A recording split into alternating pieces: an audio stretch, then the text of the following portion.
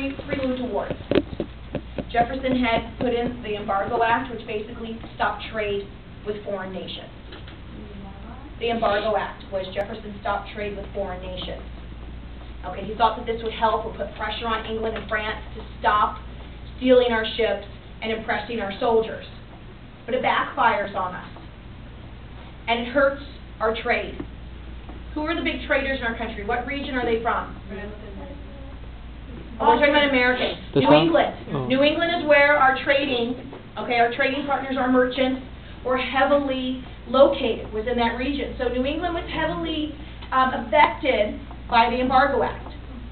So when our next president comes in, which is going to be Madison, okay, we're going to see that the Embargo Act is going to be replaced with the Non-Intercourse Act, which I have here. This is in 1809. And that was when, what's his first name? It is James Madison. James Madison becomes president. Okay, he becomes president in 1808. So what the Non-Intercourse Act did was it prohibited trade with only England and France and any of their colonies. Okay, so we're going to trade with others. We're going to start trading with others again, but we're just not going to trade with England and France. And they had that for a year. Usually when you start these types of acts or laws, sometimes there's a limitation on it. This one was supposed to end in 1810. So in 1810, the Non-Intercourse Act expires.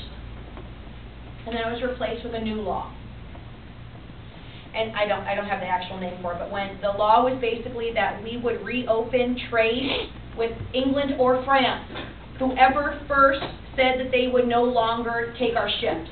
So whichever country stepped up first and said, we will not impress your sailors, we will not attack your ships, we are going to trade with that one country exclusively and not the other.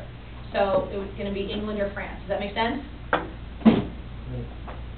So we basically said, whoever steps up, England or France, whoever steps up first, we're going to trade with them, but not with the other. France steps up.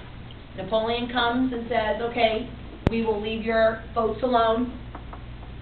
We will not intervene with American shipping. And, we believe France, and so we started trading with France, but we kept the embargo with England. So an embargo is that we will not trade.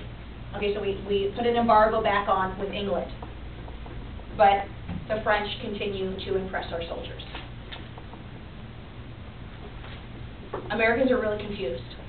Okay, a lot of them felt that we were on the verge of war, but they didn't really know which side should we go with. England was doing this stuff to us. France was doing this stuff to us. But France goes back on their word. So who are we going to war with? Who should we support? Who should we fight?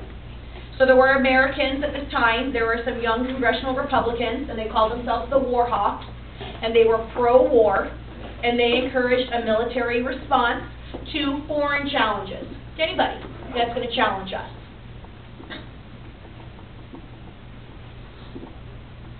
They thought that this would end impressment and it would preserve our national honor. But then, of course, there's people who don't want war, right? And they're going to be anti-war, and they're known as the Dubs.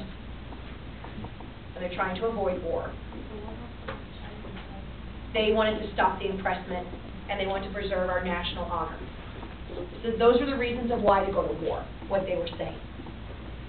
But if we're going to go to war in the country, this is going to affect certain populations, particularly merchants. Because when you go to war with a country, you're not going to trade with that country, so you're going to have one less trading partner. We had been trading with France, so if we're going to go to war with France, we're not going to be trading with France. If we're going to go to war with England, we're not going to be trading with England. Anyway, it's going to hurt our trade. Okay, so that takes us to the War of 1812. I'm not going to go through all the details. I'm just going to hit some of the major things. And I'm just going to do that, and we'll be done today. Okay, so in June of 1812, we declare war on England. Okay, this was not everybody agreed to this. Most of the people that were New Englanders, they opposed this war. So we go to war for a second time with England. Sometimes, people call this the Second War for Independence, since we're fighting the original oppressor. They opposed the war of 1812. And this was New Englanders. Because remember, they're merchants. They're going to be highly affected by this. England was one of our main traders prior to all this. When we first came out of the war and things weren't going well, we traded with them. Okay, so we were not really prepared politically or militarily. A lot of countries at the time did not have a standing army during peacetime. We do have that now. We did not have a navy. England had the best navy in the world. So this is going to cause some problems. Yes, we had an army. Our men were trained, but compared to England's troops, it's not going to be the same. So when we look at the map, you got to remember, England is present in Canada. There's, this invisible line that's our border that separates these two countries. The Great Lakes separating them, the St. Lawrence River to a point. So they're already present in our relative vicinity. Okay, it's not like they got to ship people over. Okay, so we do see some American victories, a little blue dot. We see some British victories. The New Englanders were completely opposed to this war because we're going to see this blockade to try to get them to stop trading with England, or I'm sorry, to get them to stop trading with anybody, to hurt them. If they could strangle them economically, maybe America would have to back down. Okay, they do whatever they can to hurt them. So what the New England merchants do is they illegally trade with England. They needed to make money. So many Americans are going to look at New Englanders as kind of being traders. You don't trade with the enemy. So this is going, and since a lot of them were Federalists, this is going to be a big problem for the Federalist Party. This is going to be pretty much the end of the Federalist Party. There was already those Alien and Sedition Acts, the Quasi-War from John Adams, and then as they're trading and they're anti-war, that pretty much the Federalist Party is over after this war. Okay, so we see the Federalists gaining political strength in that election during the war, and they demonstrated their discontent for the war. Okay, we do see American fortunes improving with different battles, particularly General Andrew Jackson. Okay, he's going to become well known during this war, particularly with him fighting against the Creek Indians. Okay, this was one of the problems that existed as we are moving more west. Remember, we have the Louisiana Purchase at this time, so people are wanting to organize, but we also have this territory here that they're trying to organize in the states. Okay, so as we see, as this movement, besides fighting the English, we're going to be fighting the Native Americans. The British are going to launch a big attack in Washington. The Capitol was just being built.